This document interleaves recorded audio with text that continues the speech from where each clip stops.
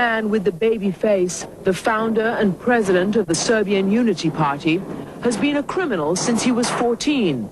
By age 20, he had already spent 3 years in a Belgrade jail. In 1992, the first United Nations group was set up to investigate atrocities in former Yugoslavia. This is a picture of one of our operations. The chairman was Professor Sherif Basyouni. Arkan immediately caught his attention. Arkan is remarkable because there's a man whom we discovered has 7 arrest warrants by Interpol. There's a man who used to work for the Tito regime, Ministry of Interior, as a killer of opponents of the regime. A Yugoslav government hitman. According to intelligence sources, he got the job at the age of 21. And along with it came phony passports and plenty of new identities. Sometimes he'd be British, then Italian, or even French. From Belgrade to Stockholm, Brussels to Milan, he built a criminal record of stick-ups, armed bank robberies, burglary, theft, breaking and entering, escape from jail, and violent assault, all the while on the Yugoslav government payroll. And that was just the beginning. At the start of the 1990s, power struggles between its 6 member states are breaking up federal Yugoslavia, and Slobodan Milosevic, president of Serbia, has expansionist plans. It was clear that Milosevic and the people around him were determined to carve out a greater Serbia and to expand their territory at Bosnia's expense and at Croatia's expense, and that the way they were going to do that was to purge that territory of non-Serbs. Milosevic chooses Arkan for the job. August 1990, Belgrade. General Marko Negovanovic of the Yugoslav National Army signs the authority allowing Arkan to form a special military force. The Croatian government here in Zagreb had known about Arkan for years. They knew that he had joined the Serbian secret police in Belgrade in 1973. They also knew that he had been assigned to carry out what they called dirty jobs throughout Europe. And then, in the dawn hours of November 29, 1990, news reached them from a border town about 100 miles from here. A hit team, calling themselves the Serbian Volunteer Guard, had been arrested. They were armed to the teeth with explosives and weapons of assassination. Their leader was Arkan. In an office after the arrest, the Croatian police taped Arkan and his men with their weapons. Submachine guns with silencers, special revolvers, 40-shot machine pistols, hand grenades, CS gas canisters, and 400 rounds of 9mm ammunition. June 1991, Zagreb. After 6 months in custody, Arkan and his men are convicted of planning armed insurrection in the Krajina region of Croatia, where the population is predominantly Serb. Arkan draws 20 months in jail, but for reasons still unclear, he is immediately returned to Serbia and walks into what is now an undeclared war. The Yugoslavian military is on alert at this hour to head... Croatia had just seceded from Yugoslavia, giving Milosevic the excuse he needed to invade the newly independent nation using the Yugoslav National Army. As a result, anti-war protesters had taken to the streets of Belgrade, the Serbian capital. People constantly demanded, okay, fine, if we have to go to war, please then explain us. Why are we going there? What are our war goals? Few wanted to fight for Milosevic's Greater Serbia, and the Yugoslav army, by now purged of most non-Serbs, was plagued by deserters, poorly equipped and demoralized. Basic question, what the hell are we doing there? The Serbian forces' first target was Vukovar, on Croatia's far eastern front, 100 miles from Belgrade. The campaign was a prolonged fiasco. By the time they captured it, they had reduced the city to rubble. When Arkan's volunteers, now calling themselves the Tigers, opened a training camp nearby, the contrast with the army was stark. They brought discipline, purpose, and privilege. Arkan sold videos of the Tigers to drive the point home. The so-called Tigers were given brand new uniforms by the army. They were given brand new military equipment by the army. They were also given the latest high-tech gear from the Serbian secret police. So all of these things together clearly indicate that they had a very special status. That special status and Arkan's apparently high-level political clout infuriated many army officers. They had to live with Arkan, but they didn't like him. Arkan was simply someone who was not part of their idea of warfare, their idea of how to solve national issues. I think that they simply hated his guts. Arkan reported only to Belgrade, and for good reason. His troops targeted civilians. The task was to murder and terrorize men, women, and children. This was ethnic cleansing. This was not war. This was not on the battlefield. This was going after usually innocent civilians. It was going after people that had very little, if any chance of defending themselves. They were absolutely unscrupulous. They would kill anything in sight. The only limitation is that they would not kill other Serbs. But beyond that, they would kill anything that moved.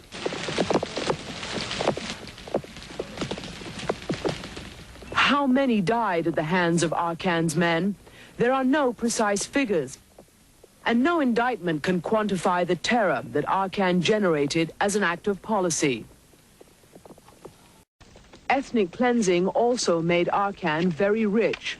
Right here in the wrecked streets of Vukovar, Arkan and his men stole themselves a fortune. People went from house to house to take anything that came in, that they could take, that they could sell, that they could loot. They extracted money by ransom. They did all of the things that organized crime activities do. For a period of time, for example, Arkan ran the biggest gasoline operation in Yugoslavia near Vukovar. He had a big gas station and depots in which he was doing contraband and selling of gasoline. This is where Arkan made his black market fortune, and fast. A Croatian oil field south of Vukovar, seized by the Serbs in late 1991. When a UN oil embargo on Serbia forced gasoline prices up to $16 a gallon, Arkan took a cut of every barrel from the seized oil field, even though oil was a state monopoly. And all the while, his men continued to murder and pillage. But here in the nearby Croatian city of Osijek itself under Serbian attack, the local prosecutor was watching. On January 7th, 1992, he began listening to witnesses describe how non-Serb males were taken away by Arkan's men, how some had their throats cut, how Croatian women and children trapped between the lines had been forced to walk towards their own guns in search of safety through a minefield. The prosecutor's work would take almost a year to complete. In the meantime, there was much worse to come.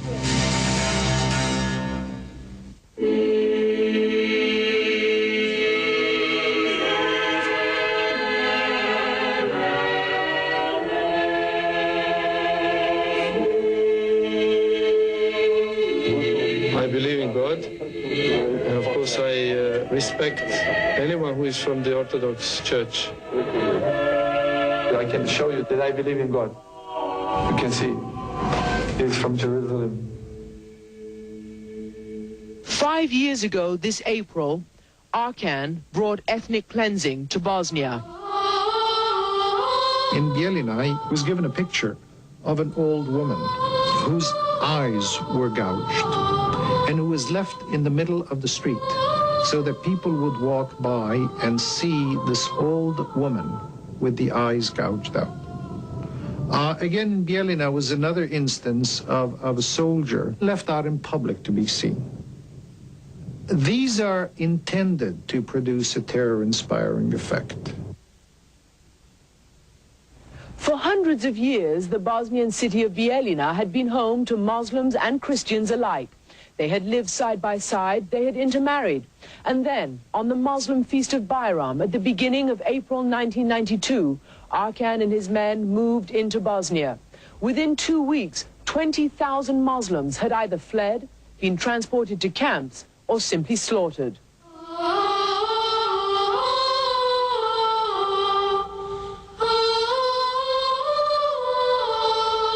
If I hadn't left Bielina, Arkan would have slit my throat. Ahmad Salibegovic and his wife Kiza are back in Bosnia for the first time in 5 years. Before he fled, Salibegovic managed to get his son out of Bielina a week after Arkan rolled into town. Arkan came in with his cannon, and he was shooting at anyone and everyone he could. I was in a square when the firemen were washing the blood of the street with their hoses. That whole day, that whole night, we just waited to see if someone was going to come by or knock on our door, and we would be finished as well. That was just terrible to survive that day. To hear that my son was in safe territory.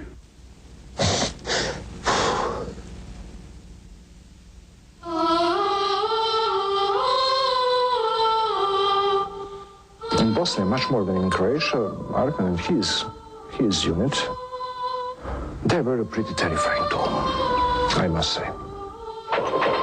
They would charge together, kill as many people as needed. I mean, to take Bielina was nothing, actually. Bielina was defended by something like 35 or 38 Bosnian police officers. Bielina was an undefended city. There was no war here, just a bloodbath. Arkan's victims in Bielina were the same as those he left dead in Croatia. Defenseless men, women, and children who were non-Serbs. In the twisted logic of ethnic cleansing, they had become a deadly enemy, with Arkan casting himself as a white knight. The Serbian people was in a very bad position here from the part of the Muslim population, and we, Serbian Volunteer Guard, we came here to help these people. And about the stories that we are looting and bad treating people here, that's simply not true, because we are Serbian Guard, Serbian gentlemen's officers. Arkan's men slit 3 people's throats right by the checkpoint. 3 poor souls that were not of any significance. They were just Muslims, not Serbs. In a room smaller than this one, we found 3 old women shot to death while eating cheese pastries. I realized then the kind of people we were dealing with. Seval Begic, a city sanitation manager and local Muslim leader, was ordered to the Bielina radio station by Arkan himself. Arkan was the guy, because I saw with my own eyes that when he was issuing orders, you get on your knees and call him daddy. He wanted me to say that Bielina was in danger of Islamic extremists, and that the Serbs were the ones in danger. Begic refused. Arkan beat me for 2.5 hours. He and 3 of his deputies on April 3rd, 1992. Begic got off lightly. Next morning, Arkan gave him more orders, and this time, Begic was forced to comply at gunpoint.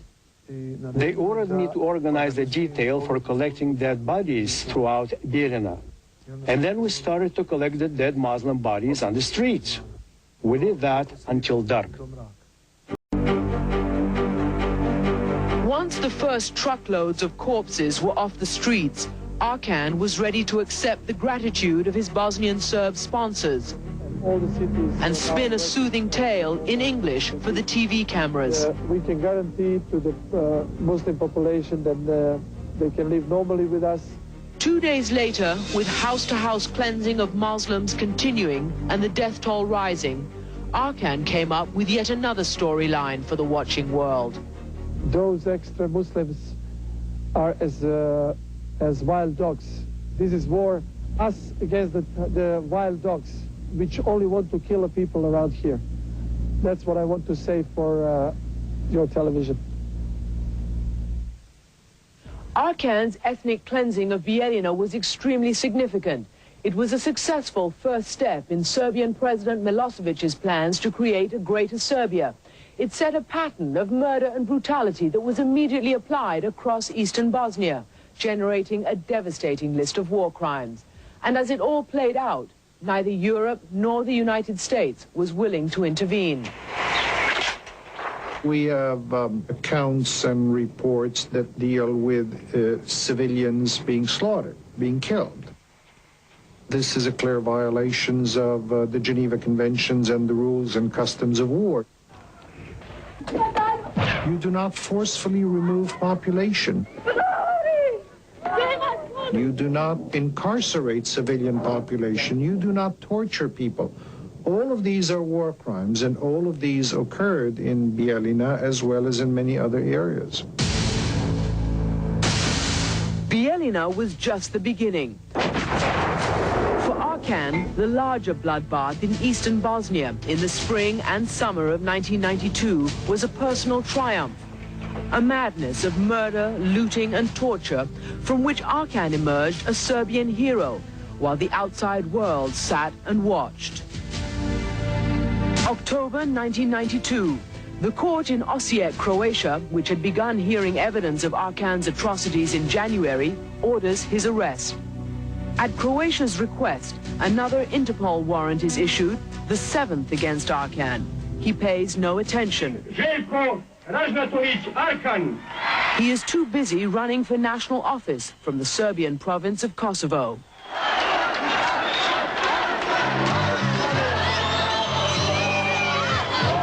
December 1992. Just 1 year after bringing ethnic cleansing to Croatia, Arkan is elected to the Serbian parliament. Once in Belgrade, Arkan's votes for the ruling Socialist Party cement his relationship with his mentor, Serbian President Slobodan Milosevic. And in pursuit of Milosevic's greater Serbia, Arkan's men roam the battlefields of Bosnia unchecked for 3 more years. In the fall of 1995, at the Bosnian Peace Conference in Dayton, Ohio, Richard Holbrooke, the man who brokered the peace deal, confronted Serbian President Milosevic with an intelligence file on Arkan. That Arkan and Milosevic have a direct relationship seems clear. I continually told Milosevic that Arkan was a major problem and that his close associations with Milosevic were a direct challenge to Milosevic's international credibility. My arguments with Milosevic over Arkan were continuous. It agitated him. He didn't want to discuss it. Arkan routinely says he doesn't give a damn. These days, he's a family man with a dark suit, a celebrity wife, and a baby son in a tiny tuxedo. True believers note that the Arkan ethos lives on. The 3-month-old infant wears the badge of the Serbian Volunteer Guard.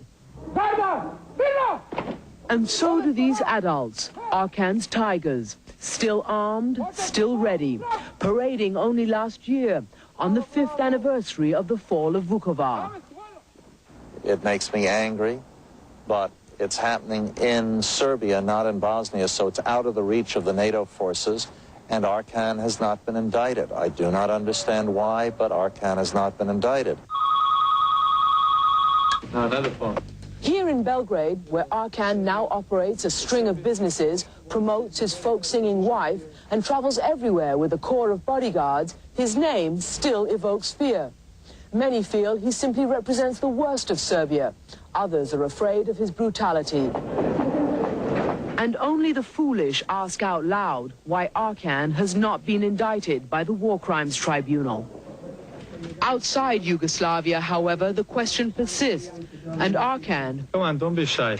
who declined to appear on this program, made this statement to the British newspaper The Guardian last September.